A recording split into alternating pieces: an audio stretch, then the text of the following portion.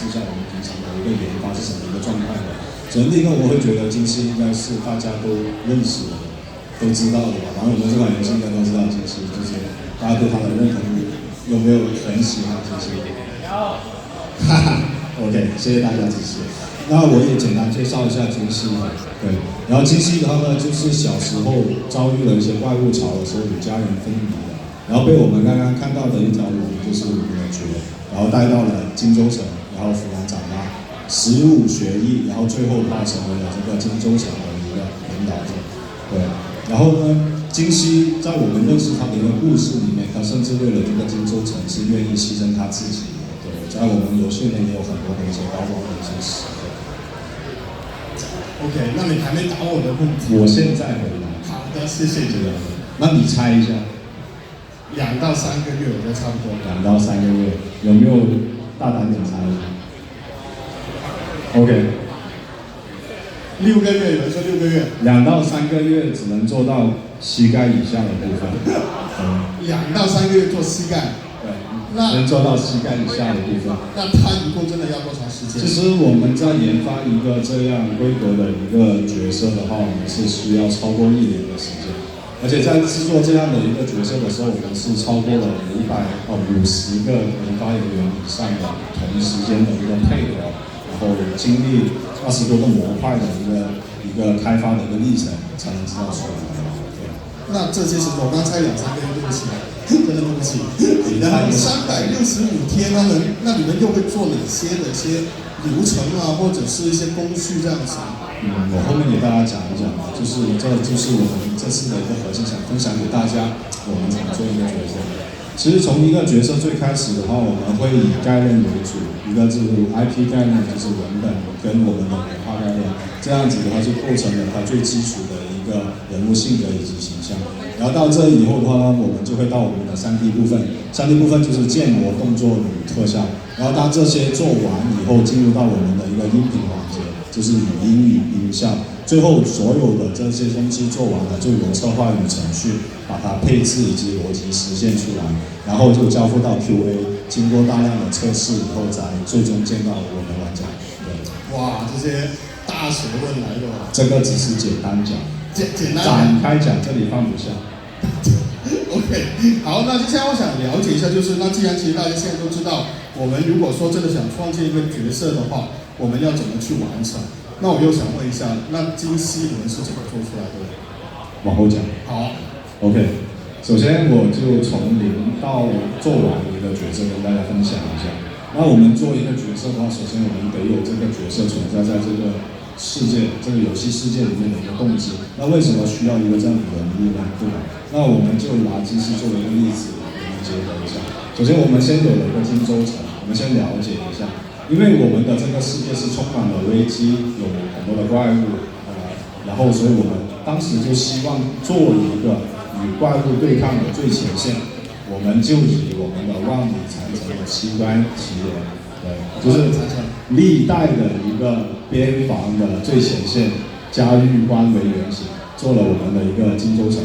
当做完了一个荆州城的时候，我们觉得这里面需要有一位领导者。它能够代表着这个地方的人气息、生活习性各方面的，对，所以我们这时候就有了创作一个人物的一个动机了，对。OK， 所以其实在这里已经是开始有一点中国元素在里面的，一直都有，慢慢挖掘下去。哇 ，OK， 好，那我们一起来看一下，这张图是当时设计的什么东西，能跟我们分享一下吗？其实这个就是其中一张图啊。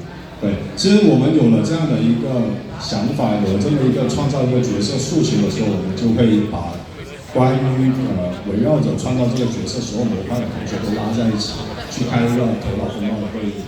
那这种会议的话，其实在游戏公司里面是很常见的，而且一开头就是3、4个小时啊，4、5个小时啊。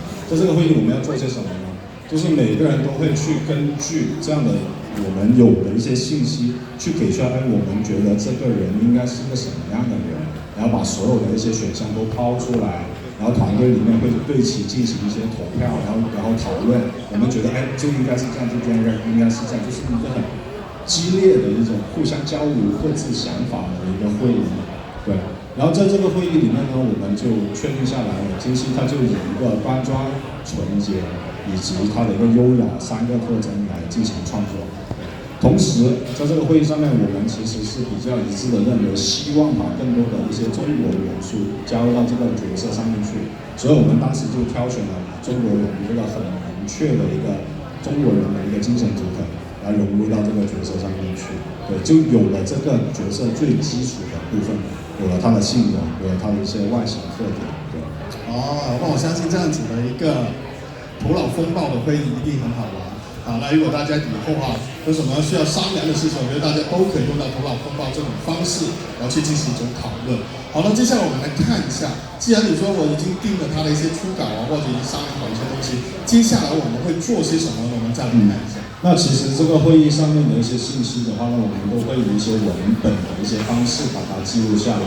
当我们有了一些基础的文本的时候，我们的画师就会拿着 iPad， 可能在不同的一些地方，然后根据里面的信息去进行一些绘画。当找灵感的时候，我们的画师也会经常在我们公司的不同位置上面来回来画，就拿着一个 iPad 在画。对，包括他有可能就不在公司，在一些河边在一些商场里面去找一下灵感。对。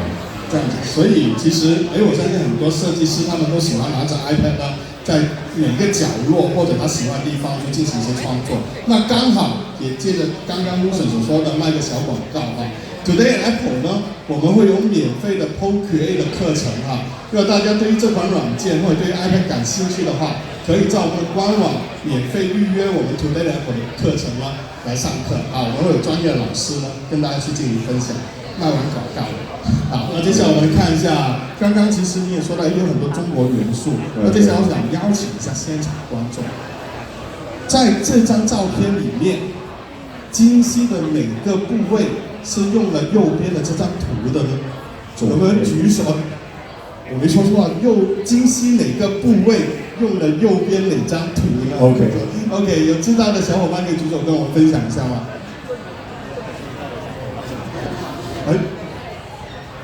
你看，就是它这个地方这个金色的龙纹嘛，然后和从那边是整个的那样从那边去来的。掌声！你的掌声，我们的是我好不好？谢谢。其实我们当时设计的时候，金熙因为它是作为荆州的一个官员嘛，我们就参照了古代的一些不同朝代的一些官服，其实上面都会有一些龙纹的一些元素的。我们也在金熙这里面用了一个更现代化的一个演绎方式，它会比较立体的，像是个装饰物，就不会完完全全一个龙印在胸口这样子的，失去现在的一些美感。对，然后把它进行了一个创作，然后放到它这个位置了。对。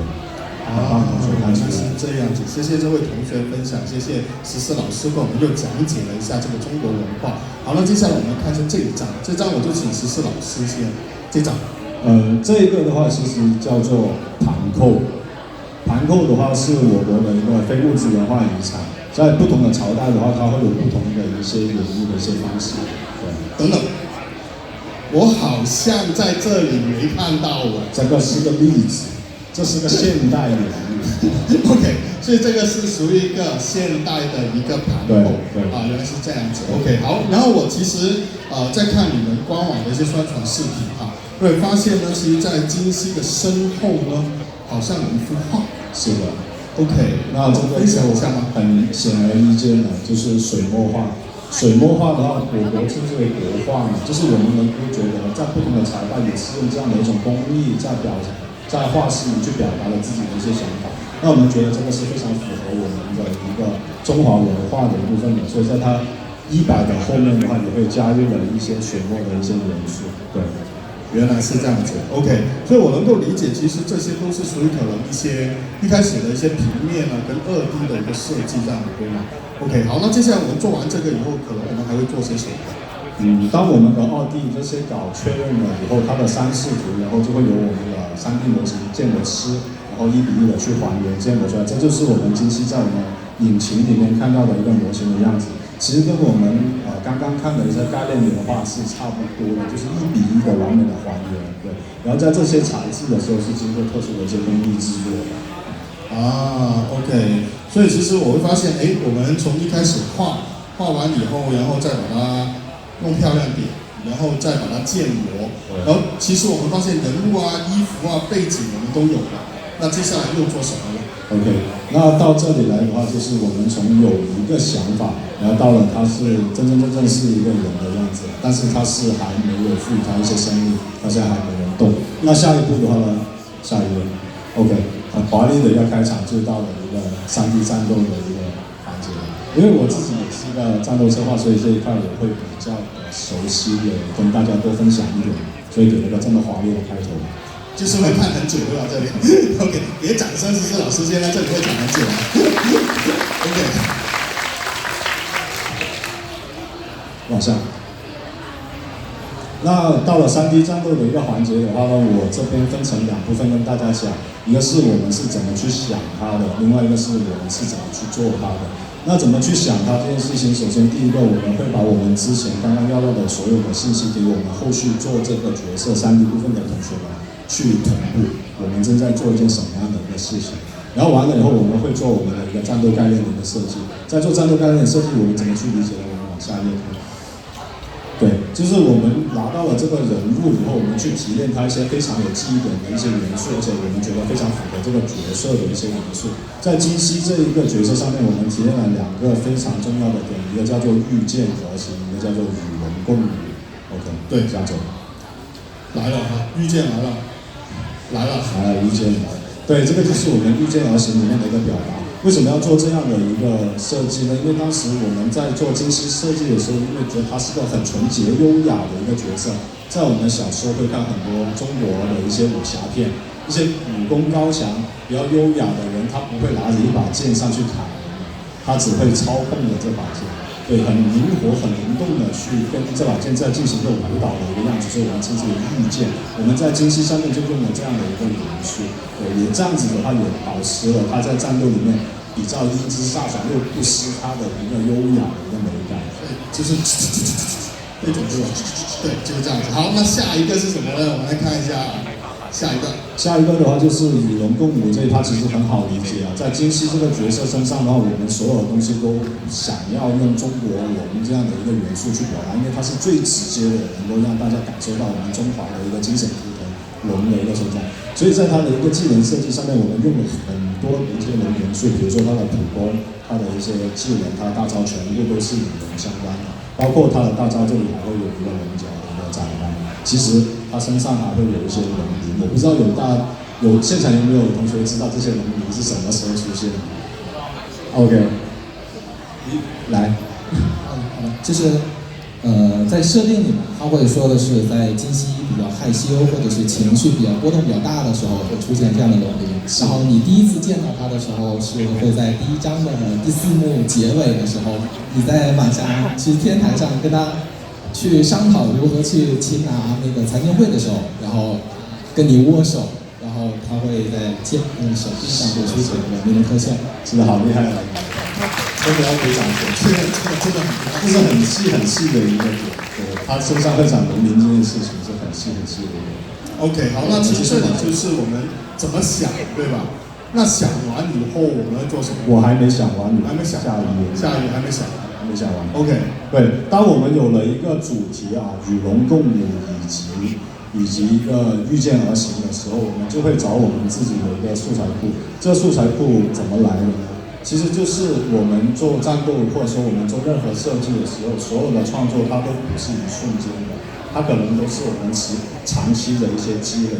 比如说，我今天在这个会场上面看到有一些我觉得比较能够触动到我自己的一些画面或者一些动作行为的话，我都会用一些文字、图片或者视频的形式存在我们自己的一个素材库上面，然后在我们做一个可能有与之匹配，做一个与之比较匹配的一个标签的时候，比如说今天我说Kota，对，很帅，没有小胖子，我就会记一个小胖子是什么样子，然后就放到这里面来，然后以后我们做一个小胖子的时候，我们就拿出Kota这个样子来。OK， 所以我下次约你出来聊给我看到上面有个标是很帅的小胖子。OK， 所以这个就是可能我们在做一些游戏头脑风暴的时候，可能我们就用到这些词。这些的话，最后我们会形成，然后很多的一些参考，就比如说金熙的某一个动作，我们可能要做到什么样子，金熙的这一个情景我们要做什么样子，然后把它整体的输出，然后让我们的3D 老师们，